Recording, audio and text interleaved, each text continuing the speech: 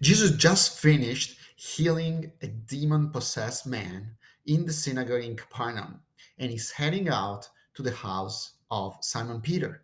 Probably Simon Peter invited him because that was a usual thing to do, invite the rabbi after the Sabbath service to the house of one of his disciples.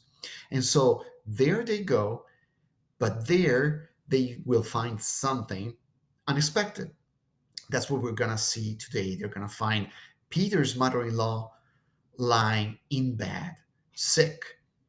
And this is the first private miracle that Jesus is going to perform. Is a relatively small miracle with respect to the big miracles that we are usually accustomed to. But it's also a little private miracle that is telling us and teaching us a lot. Mark 1:30, let's start reading. Hei depenterá Simonos kateketo pyresusa, kaiuthus legus in auto peri autes.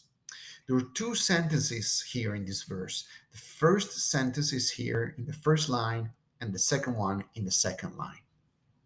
The grammatical structure also is very easy.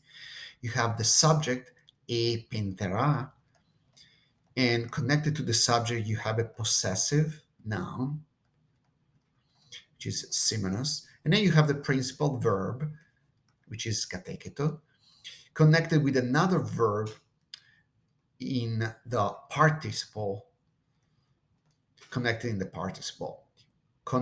to the subject, pentera. And then you have the second sentence where you have the conjunction kai, you have the adverb euthus. We've seen it so many times. It's typical in Mark. It means end immediately. It indicates a quick transition. And then you have the verb, the principal verb of the second sentence, legusin. And then you have this dative to whom the verb is applied. And then you have peri autes, which indicates about whom the verb is. Okay, so and the subject of this second sentence is understood. It's not explicitly there, but since the verb is in the plural, it's obvious that refers to the people around Jesus. So the disciples and all the people present in the house. Let's start translating the first sentence. So we said the subject is he pentera. So he, we know it, is the feminine singular nominative case of the definite article, the, and connects with the noun, which is pentera, which is feminine singular nominative subject, which means mother in law. All right, so mother in law. This is the mother in law, Simonos. Now, this is a genitive ending, masculine singular, of the proper name Simon. So it's the mother-in-law of Simon, Simon's mother-in-law. This day is just a particle that is used a lot in Greek. You can basically ignore it. It can be considered sort of particle that indicates a transition from one sentence to the next. It's a sort of punctuation. Sometimes it has a stronger meaning of but. In this case, it just indicates a transition from the previous sentence to the next, so we can just ignore it. So the mother-in-law of Simon, kateketo, this is the verb. This verb comes from the verb kata keimai.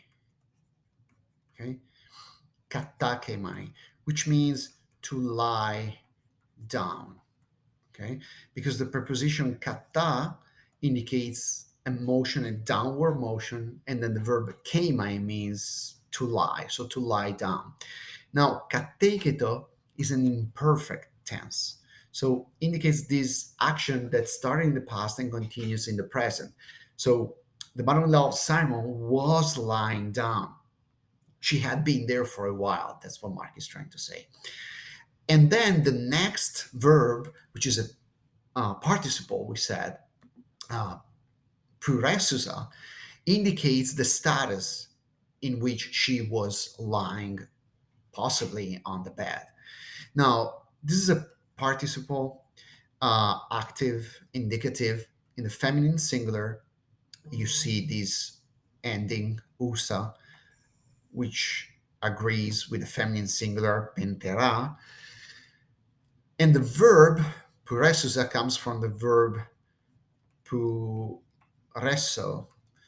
which literally means to burn like the fire is burning. This pur has this root, which means fire. Okay, pur in Greek means fire. Okay, think about the English word pyromaniac, somebody that is obsessed with setting things on fire. Right, comes from this Greek pur, which means fire. No, fire. Okay, so literally, what Mark is saying is that Simon's mother-in-law was lying down in bed, burning with fever. And we have a confirmation of this if we read Luke, that describes exactly the same episode. Luke says, Penterà de tu Simonos, pretty much the same thing, the mother in law of Simon, en sunecomene pureto megalo. Remember, Luke is very likely a physician, the beloved physician, as Paul calls him. So he knows a lot about people getting sick. And so he gives a little more of specification about this fever. Okay. He says that this fever was megalo, like big, high. This was very high fever. So he's making sure to specify that this was not just a little fever. This was high fever. And by the way, some of you may be surprised to realize that Peter had a wife, because, of course, if Peter had a mother in law, it means that Peter was married.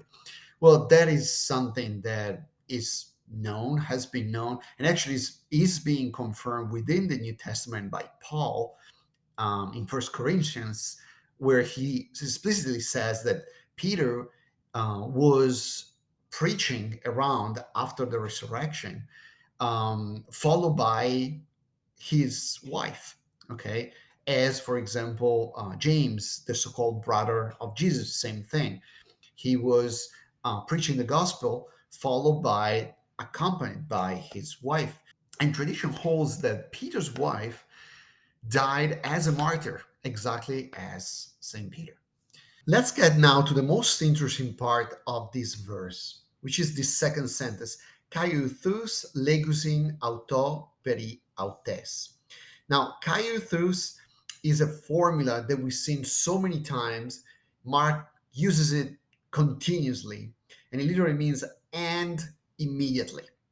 It's used by Mark to move from one episode to the next, from one scene to the next in a quick, vivid way.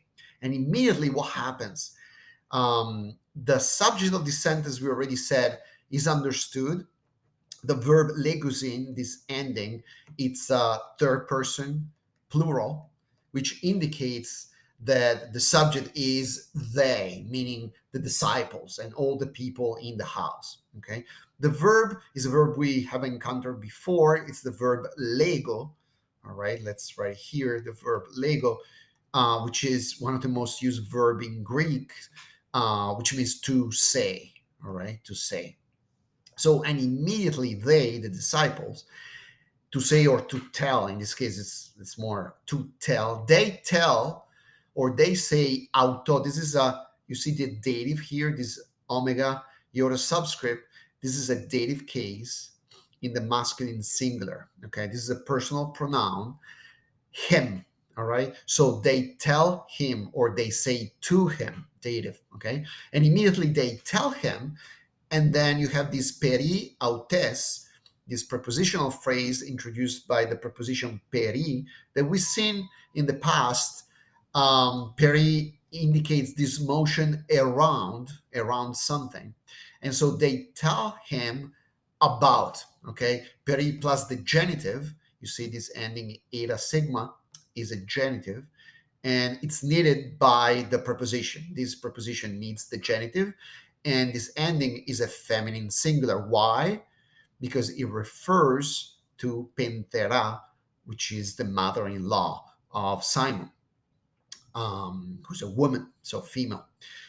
And so immediately they tell him about her. All right. So if we put everything together, this verse reads like this. And Simon's mother in law was lying in bed, burning with fever. And immediately they tell him about her. One more thing to notice, legusin is a present tense. Okay, is a present tense, while kateketo, we saw it, is an imperfect. Okay, so this is an action that happened. It's narrated in the past, but then immediately Mark jumps to the present. So she was lying in bed, and immediately they tell him about her. Why is Mark playing with the tenses? Because again, he is a great descriptive author. He knows how to play with the verbs to describe this scene very vividly and make us feel like we are there present in that moment. The use of this present, they immediately tell him about her. It makes it feels like this thing is happening right now in the same moment when we are reading it. So it's a rhetorical tool that Mark uses often and is very powerful. Now, why am I saying that this second sentence of the verse is the most important part of the verse? Well, let's try to compare again Mark with Luke. So we saw Mark says, and immediately they tell him about her. So the verb use is lego, to tell, to say. If we read Luke, Luke says, and Kai erotesan auton periotes. So he uses this other verb, by the way, it's in the past tense. So Luke doesn't use this shift from the past to the present as Mark. But the point here is not this one. The point is that Luke uses a different verb. It's not the verb to tell, it's the verb to beseech, okay, or to implore, or to ask, okay. Well, why is Luke using this different nuance in the verb use here? What is he trying to say? He's trying to say, to imply that when the disciples tell Jesus about Simon's mother-in-law, they're not just telling him to give him some kind of information. There's something behind there. There's the hope, of course, that Jesus is going to heal her. Remember, Jesus just came out from that synagogue, and the disciples have experienced that incredible miracle. They saw Jesus driving out demon from that poor man. And now they're in front of another person who's not possessed, but definitely is sick and ill and burning with fever in bed. And so the disciple beseech, all right, they ask Jesus about her, implying, can you do something for her? Why is this important?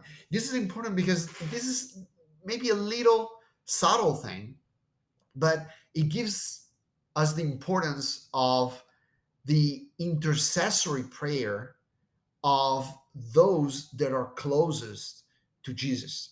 Here we're in the inner circle, Jesus' inner circle, his disciples, and his disciples notice a need of another person, Simon's mother-in-law. And what do?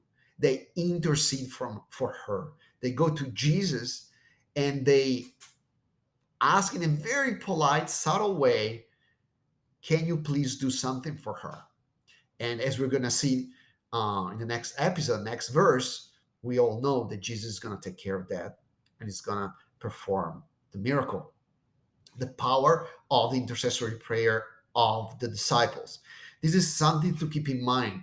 It's a parallel, if you want, to the first miracle narrated in John. Remember, John narrates that Jesus was at Cana during the wedding, and his mother, Mary, comes to him saying, there's no wine.